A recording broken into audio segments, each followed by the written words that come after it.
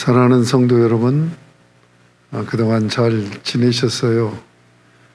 하나님 말씀 읽으시며 하나님 말씀과 함께 동행하는 그런 영적인 즐거움을 맛보고 누리시고 사시지요? 이제는 민수기서를 들어가게 될 것인데, 민수기서는 어떤 구조를 가지고 있는가? 자세하게 민수기에 대해서 공부할 시간은 없고, 여러분들이 성경을 잘 읽어갈 수 있는 그런 도움을 드리기 위해서 잠시 말씀을 드리도록 하겠습니다. 자, 창세기, 출애굽기, 레위기, 민수기, 신명기, 이 5권을 모세오경이라고 합니다. 그러면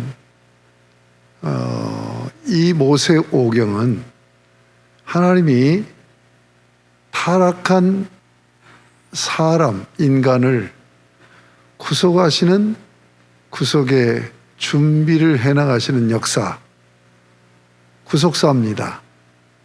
이 구속사는 하나님이 언약을 맺으시고 그 언약을 이루어 가시는 역사입니다. 그러므로 성경은 언약사상으로 전개되는 구속사가 구조의 기본 틀입니다. 자, 그렇다면 언약사상으로 전개되는 구속사적인 진행 중에 민수기서는 어디에 위치하는가? 도표를 보면서 살펴보겠습니다. 하나님은 당신의 형상으로 지은 아담과 첫 언약, 창조주 하나님이 아담과 언약을 맺었기 때문에 창조 언약이라고 하는데, 이 언약을 통하여서 하나님 나라를, 하나님 섬기는 백성을 가진 나라를 세우시려고 했는데, 유혹자의 유혹에 넘어가 아담은 언약을 깨고 반역을 했습니다. 그래서 하나님이 창세기 3장에서 심판하는 과정에서 첫 복음 또는 원시 복음, 어머니 복음이라고 하는 여인의 후손, 히브리어로 체라, 씨를 약속하셨고, 이미 창세기 3장에서 구속을 예시하신 겁니다. 자, 이 창조 언약을 깬 하나님의 백성이 되어야 될 아담의 후에 인간들을 하나님께서 어떻게 구원하시기를 기뻐하십니까?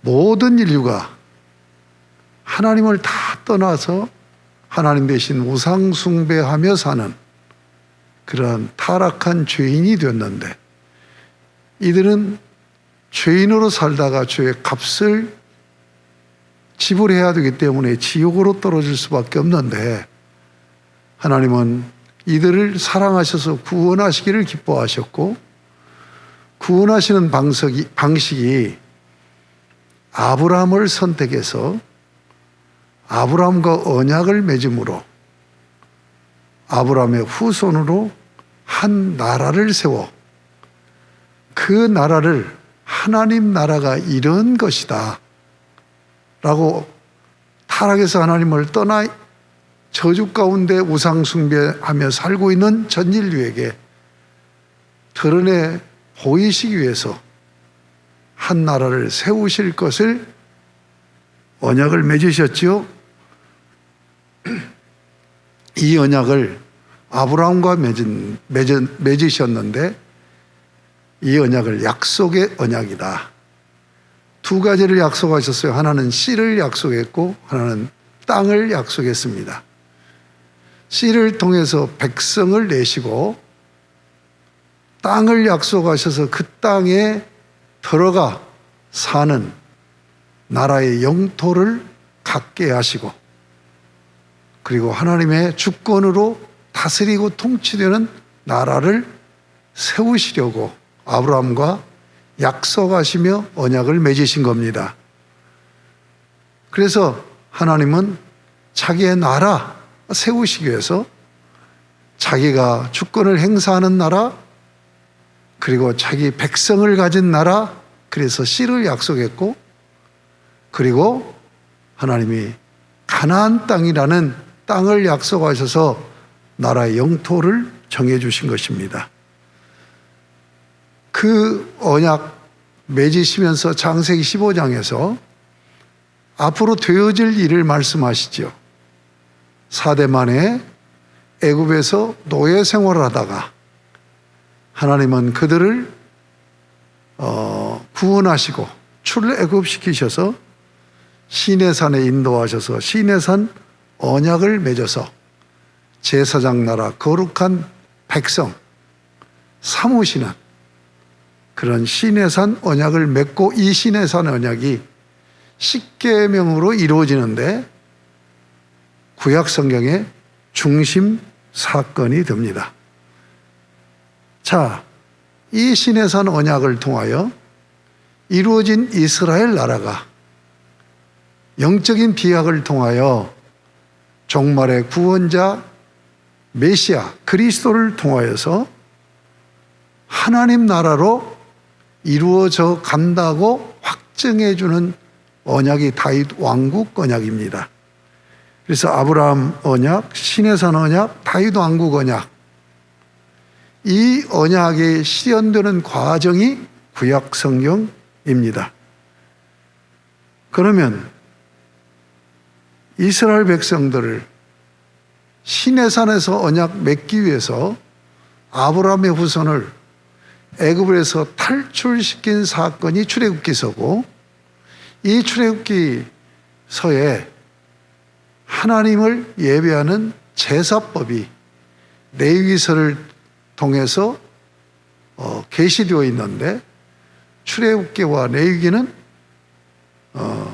출애굽의 역사 속에 들어가 있는 성경이죠. 레위기서가.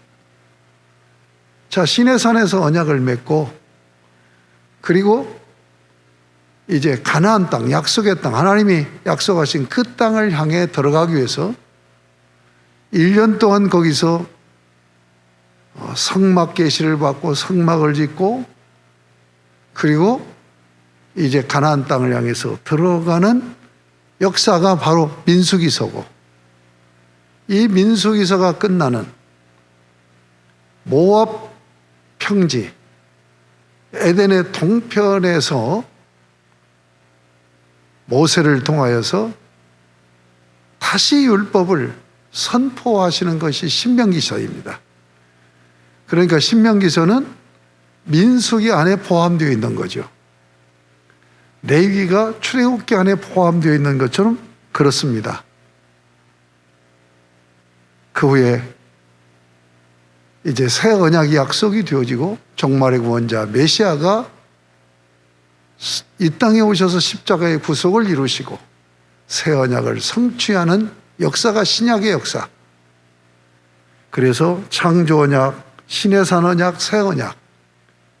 시내산 언약은 아브라함의 언약으로 출발해서 다윗 왕국 언약으로 확정이 되어지는데, 시내산에서 십계명으로 언약을 맺고, 그리고 약속의 땅 가나안 땅에 들어가는 그 역사 이야기가 바로 민수기서라는 것을 먼저 이해하셨으면 좋겠습니다. 그럼 두 번째로 우리가 민수기서를 잘 읽기 위해서 구조를 이해해야 됩니다. 민수기서는 한문으로 하면 백성민 셀수예요. 그래서 인구조사, 백성들의 수를 센다 해서 민수기라는 이름이 붙여지고 있습니다. 그래서 민수기서는 인구조사가 두 번 이루어지고 있어요. 1차, 2차. 그리고 가운데 정탐꾼 사건이 중심을 하고 있습니다. 자, 인구조사를 한 이유는 바로 20세 이상의 남자를 징병해서 군대 조직을 하기 위한 겁니다. 出애굽 볼 때는 그들이 노예로 나왔어요. 오합지졸이었습니다. 홍해바다를 건너서 하나님의 백성으로서 신분을 얻게 되지만, 그러나 그들이 가나안 땅에 들어가는 여정은 그냥 편안한 여정이 아니에요. 그 주변 나라들과 전쟁을 하면서 들어가야 되기 때문에 군대 조직이 필요했던 겁니다. 그래서 군대 조직을 위해서 1차 인구조사를 하게 되고, 그리고는 이들의 성결시키는 백성의 성결, 그리고 유월절을 지키고 행진을 해요. 이것이 이제 민수기에서 일부인데, 이 10장 10절까지 1장에서 전개됩니다. 그리고 행진해서 어디를 향해서 가느냐? 가데스 바네아로 가게 됩니다. 자, 가데스 바네아에 도착한 이스라엘 백성들에게 하나님은 정탐꾼을 각 지파별로 세워서, 그래서 이제 그 가나안 땅, 자기들이 들어가서 점령해야 될 그 땅을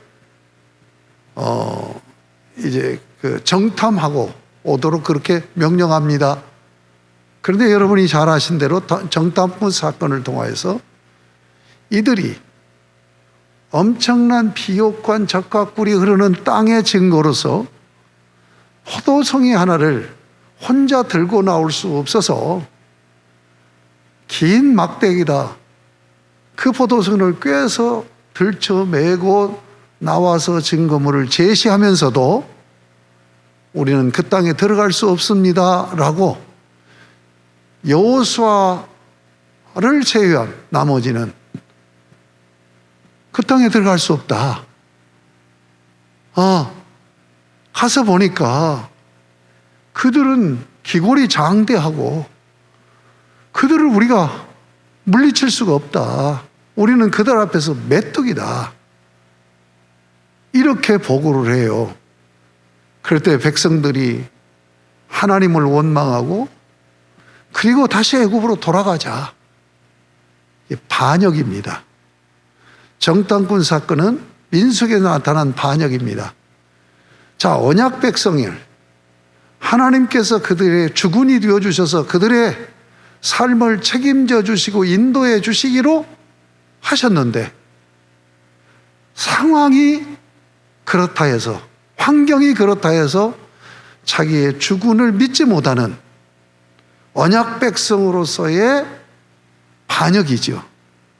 이 반역은 사실 율법을 호렙산에 모세가 들어가서 40일 동안 금식하며 율법을 받고 십계명 돌비를 가지고 내려올 때 금송아지를 만드는 그 사건이 첫 이 언약을 반역한 사건입니다. 그런데 민수기에서 정탐꾼 사건으로 하나님이 약속해서 그 땅에서 하나님 나라를 세우겠다고 하는데 믿음으로 가야 되는데 여호수아는 어떻게 보고했어요? 여호와께서 우리를 기뻐하시면, 자, 그 상황은 다른 정탐꾼들과 똑같이 보고를 했어요. 사실은 맞다. 비옥한 땅도 있어. 그러나 그 백성들은 우리가 감히 이길 수가 없어. 그러나 하나님이 우리와 언약을 맺었기 때문에 여호와 하나님이 우리를 기뻐하시기만 하면 들어갈 수 있다. 그런데 나머지 정탐꾼들이 부정적인 보고를 해서 결국은 여기서 무슨 일이 생겨요? 38년 동안 광야에서 광야 생활하면서 훈련을 받다가 결국은 언약 백성 세대에서 여호수아 갈렙, 믿음의 사람 여호수아 갈렙을 제외하고 전부 다 죽어요.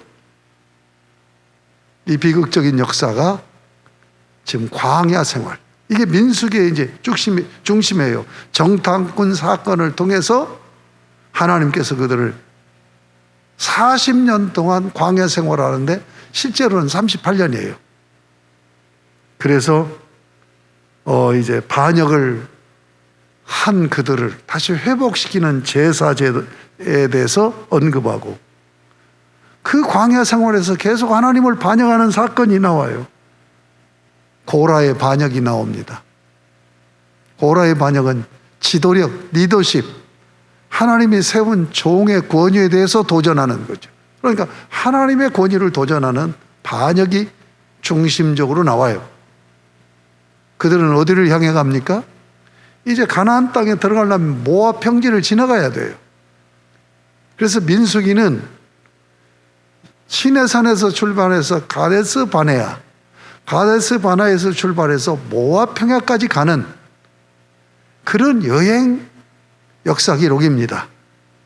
모압을 향해 나아가, 그런데 거기서 바알볼 사건이 또 터지게 돼요. 그리고 나서 2차 인구조사가 들어갑니다. 1차 인구조사는 시내산 언약 백성들, 언약 백성 1세대들의 인구조사입니다. 이건 군대 조직을 위한 인구조사였습니다.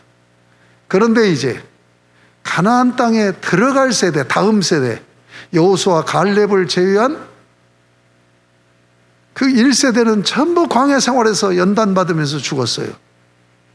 그리고 그의 자녀들 2세대가 이제 가나안 땅을 향해서 들어가야 되지 않겠습니까? 그래서 다시 인구조사를 하면서 이들을 군사 조직으로 재조직을 해요. 그리고 인구조사가 그 조직뿐만 아니라 또 하나는 뭐예요? 땅을 분배하기 위해서 인구조사를 하게 된 겁니다. 그리고 후계자 여호수아가 세워지고 제사와 서원 규례가 주어지고, 그리고 이제 그 지도자인 모세도 죽게 되어지고, 그러면서 이제 요단 동편, 요단강을 건너기 전에 동편, 그 지금으로 요르단 나라죠. 그 지역을 정복하고 분배하면서 이제 이 요르단강을 건너서 가나안 땅을 쳐들어가는, 이것은 이제 여호수아로 이어지는 거죠. 그러니까 역사적으로는 출애굽기와 민수기 그리고 여호수아로 진행이 되어지고 있는 것을 볼 수 있습니다. 그래서 여호수아서는 약속의 땅을 정복하고 분배하는 것으로 전개되고 있습니다. 이처럼 민수기서의 구조는 시내산 언약에서부터, 언약을 맺은 시내산에서 출발해서 가데스 바네아, 그리고 가데스 바네아에서 모압 평지까지 나아가는 여행 역사 기록이다 하는 것으로 정리하시면, 그렇게 정리하고 민수기를 읽으시면 민수기가 쉽게 여러분에게 다가올 것이라고 기대가 됩니다. 여러분, 민수기서 재밌는 역사 여행 기록이니까 그 민수기를 읽으면서 은혜도 많이 받고 또 재미있게 성경을 읽는 그런 기간이 되었으면 좋겠습니다. 마지막으로 한마디 말씀드리고 싶은 것은, 구약의 민수기는 신약의 고린도서와 같습니다. 이건 언약 백성들의 그 연단이에요. 신약으로 하면 교회 생활이에요. 그 스데반이 사도행전 7장에서 순교 당하기 전에 구속사적인 설교를 해요. 그 설교 중에 사도행전 7장 38절에 이 민수기에 나타나는 이 광야 생활을 어떻게 표현하고 있느냐? 광야 교회라고 표현하고 있습니다. 그러므로 민수기는 구약의 교회 생활편이다 하는 것까지 여러분이 상기하시면서 민수기서를 읽고 묵상하시면서 주님의 놀라운 은혜를 받아 누리는 복된 여러분의 삶이 되시기를 바랍니다. 하나님 아버지, 감사합니다.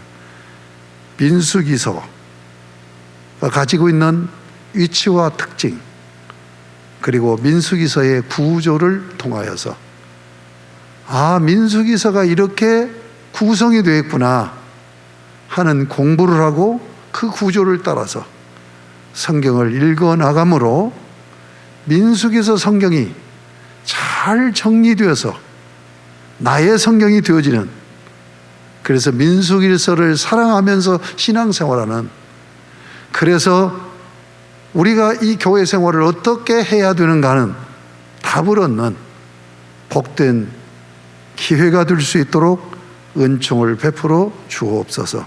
예수님의 이름으로 기도드립니다. 아멘.